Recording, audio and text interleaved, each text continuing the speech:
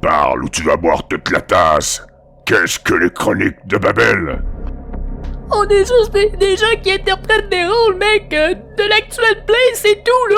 On veut juste s'amuser. Je te le jure, mec. Quoi? La vache, je crois qu'il y a erreur sur la personne.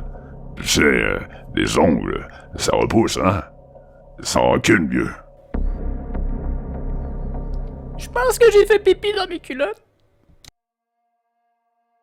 Salut tout le monde, ici Des Sans-Froid pour vous parler des chroniques de Babel, sans torture, sans contrainte aucune, juré. On va aborder le sujet en 2 points, si vous voulez bien. Le contenu, l'univers de Babel en soi, que nous avons créé il y a des années pour pallier un problème que nous avions avec nos parties historiques, et le contenant, la forme que va prendre les chroniques de Babel en tant que actual play. Et c'est en cela qu'il s'agit d'une expérience nouvelle. D'abord, j'aimerais remercier Christophe de la chaîne Pilule Rouge JDR, car c'est sur sa chaîne que Babel va prendre vie, de un, mais aussi parce que c'est Christophe qui m'a mis le pied à l'étrier pour faire de l'actual play, le méchant garçon. J'ai été MJ pour une mini-campagne avec Christophe et c'est lui qui enregistrait. Et Dieu que j'étais nerveux, tu sais, au point d'avoir la voix chevretante comme ça et d'être en sueur. Maintenant, pour les chroniques de Babel, c'est moi qui suis au contrôle et je suis beaucoup plus à l'aise. Faut croire que je suis un vrai mec et que ça me prenait une télécommande dans les mains pour être pleinement heureux et à l'aise. J'assume. Je veux saluer aussi Volsung de la chaîne 2D6 Plus Cool qui, pour le paraphraser, monte ses parties de jeux de rôle comme du spectacle, car c'est de là que m'est venue l'idée de la forme que prendraient les chroniques de Babel. En fait, j'ai décidé d'y aller à fond la caisse dans le montage, c'est-à-dire de faire exactement le travail qu'entreprendrait un réalisateur au cinéma ou d'une série télé. Pour les joueurs et joueuses et moi-même, les parties se déroulent comme n'importe quelle session de JDR, sauf que nous jouons scène par scène.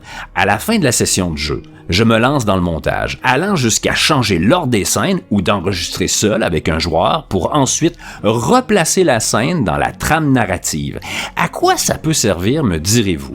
Ben, de un, ça permet de raconter une histoire de façon différente, d'une part, mais aussi d'avoir un groupe de héros qui vont se séparer en deux, donc d'avoir 2 arcs narratifs qui vont s'entremêler. Je vous donne aussi 2 autres exemples d'avantages du montage cinéma. Quelquefois, au cinéma ou dans une série télé, on visionne les premières secondes et on comprend immédiatement qu'il s'agit de la fin. L'intro nous montre la fin de l'épisode. Et tout au cours de l'épisode, on va découvrir comment on est arrivé à cette fin.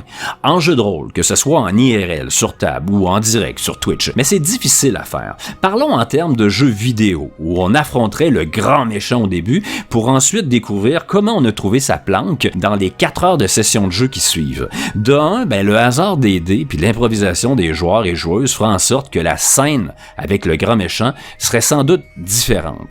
De 2, ben, je suis pas certain que c'est vraiment intéressant à vivre comme aventure pour nos héros.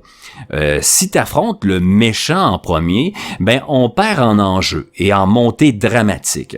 Ensuite, arrivé au bout de 4 heures de jeu, ben, je vous dirais, vous ouvrez la porte et vous trouvez votre ennemi. Ah oui, on fonce dessus! Non, vous l'avez déjà affronté au début de la partie.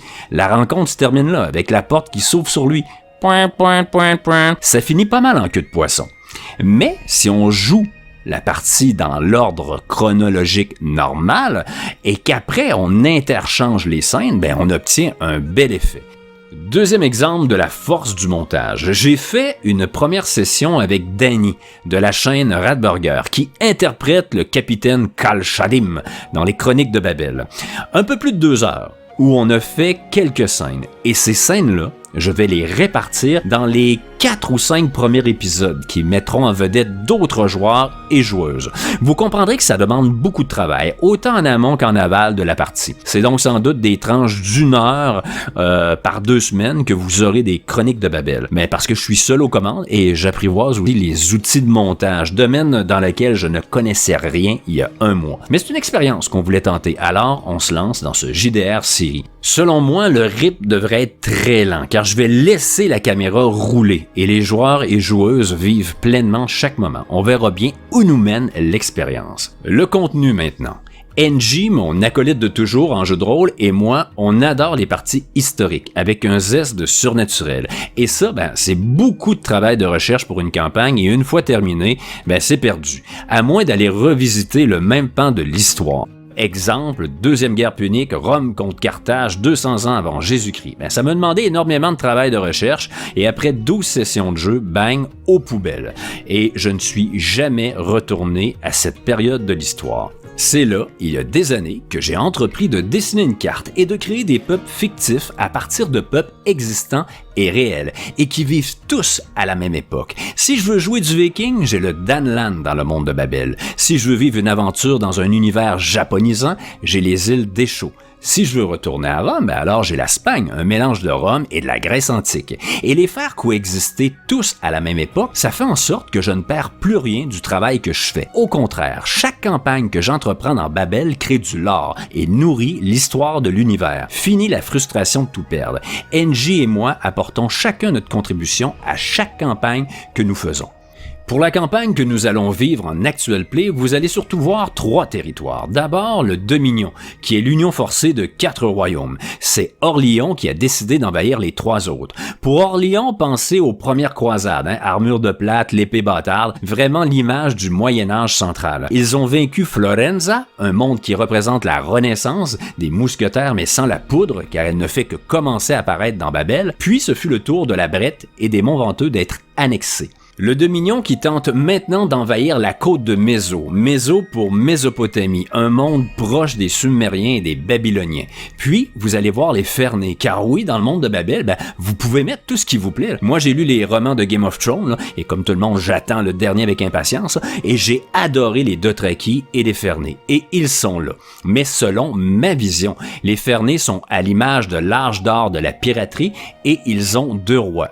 Ce qui était le cas là, dans Game of Thrones à une certaine époque. Le roi de Roc qui domine sur l'archipel et le roi de Sel qui règne sur la flotte. Le scénario maintenant. Je suis un amateur de fantasy et Babel se veut aussi un hommage aux sagas qui m'ont plu. Vous devriez même reconnaître là, des arcs narratifs de certains romans sur lesquels on va cimenter notre histoire, mais on n'y restera jamais collé. Peu à peu, Babel va suivre sa propre ligne de vie. Autrement dit, l'influence et l'inspiration vont servir au décollage de notre aventure. J'espère que vous apprécierez Babel. Et le tout est motorisé par notre propre système, Cramp. Il y aura aussi une vidéo pour l'expliquer, je vous invite à aller la visionner. Pour nous tous qui participons à cette aventure, on se lance vraiment dans l'inconnu avec ce nouveau format. Alors, on se souhaite à tous bonne chance et bonne chronique de Babel. Amusez-vous bien. Bye. Bye, tu rigoles, j'espère. Les ongles, ce n'était que l'apéro.